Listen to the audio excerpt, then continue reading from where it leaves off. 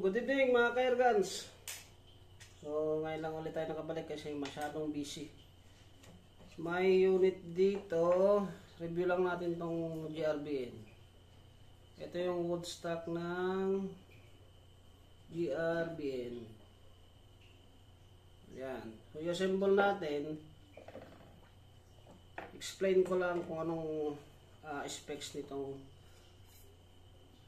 barrel, itong airguns. So ito yung receiver, side lever cock, 20 mm Picatinny. Yan. Yung cancel cock niya ito.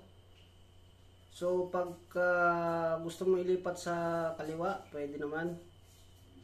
Ito, palitan mo lang ito tapos ipalit mo to. Yan. Kung halimbawa medyo sagabal dito sa kanan, palit mo lang dito sa kaliwa.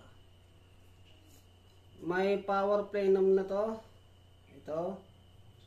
Nasa 2 inches yung plenum niya. O may regulator. Yung regulator niya 1800 PSI output.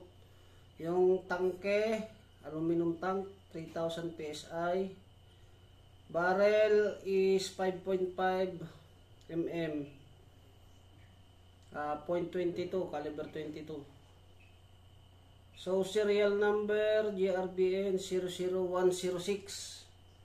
So pang 106 na release na ito, serial number. So ang weight niya 2700 PSI. Ang maximum niya is 3000 PSI. 0.22. Then may shape, push trigger shape. Yan, shape. Hindi na ma-push yung trigger niyan pagka nakasave. O, i-assemble natin. Madali lang ito i-assemble. May barrel guard na rin to. Tsaka ito, naka-sleeve na siya.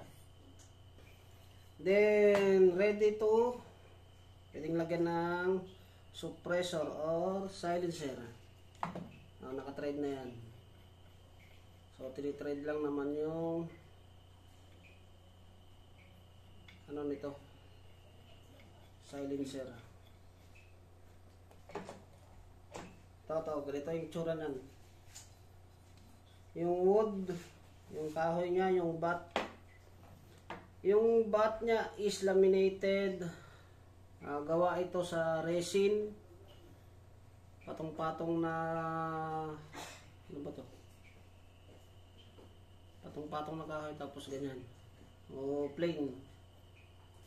Ganyan. Yan. Kaya yung tsura niya.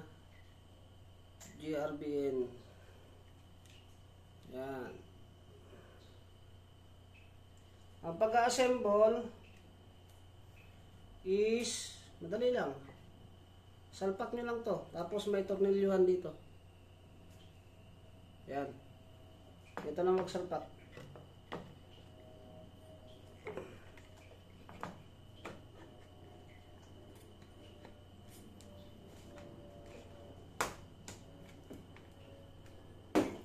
Diba? Saglit lang.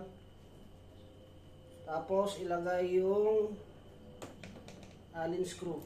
Ito yung allen screw. Higpitan.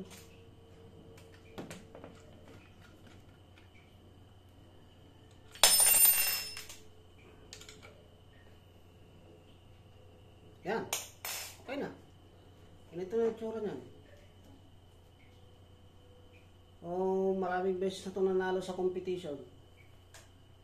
Sa Team Bohol. Tapos, na-adjust tong kickback. Ito, na-adjust to. Tsaka na-adjust din to. Papakita natin. Luwagan mo lang tong allen dito. Yan. Tapos, lain. Yan na. Tapos, kung ano na yung isukat mo na siya sa pisngi mo. O yan, adjust na siya. Tapos yung isa. Magaan lang to. Nasa 3 kilos. Hindi pa namin natimbang eh.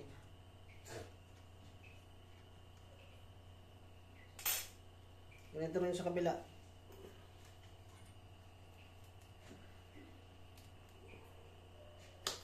Diba? Ang ganda. Ang ganda na ito eh. Kung ako talaga tatanungin, mahilig ako sa Woodstock. O, ganyan yung itsura niyan.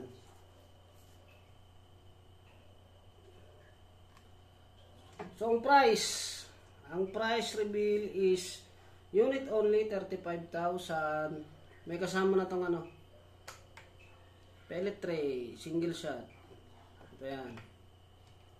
O, ilagay natin tong ano, scoop. Para dali, kuha mo tayong patok. Makita natin kung anong itsura niya pag may scoop.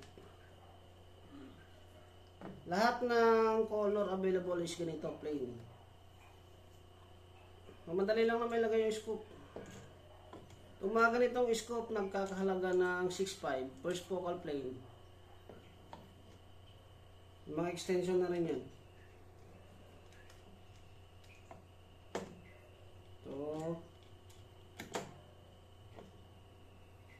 Paano kami makontak? Chat nyo lang po yung Garubin Airguns Philippines. Ipopost po namin to sa Facebook tsaka sa YouTube. And please lang, hindi po talaga kami sumasagot sa comment section. So message nyo lang po sila. May mga sasagot naman po dyan. Simple, ganun lang. Ganito yung tsura nyan. Tanan! Ganda.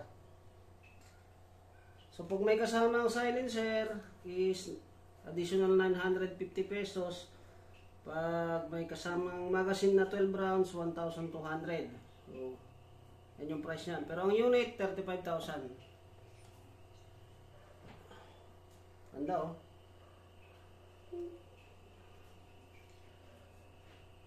Ganda na ito. Ang gaan pa.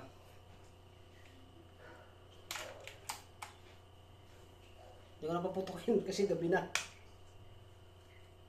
O, ginasa ko, cancel pellet ko lang para hindi siya pumutok. Yun na.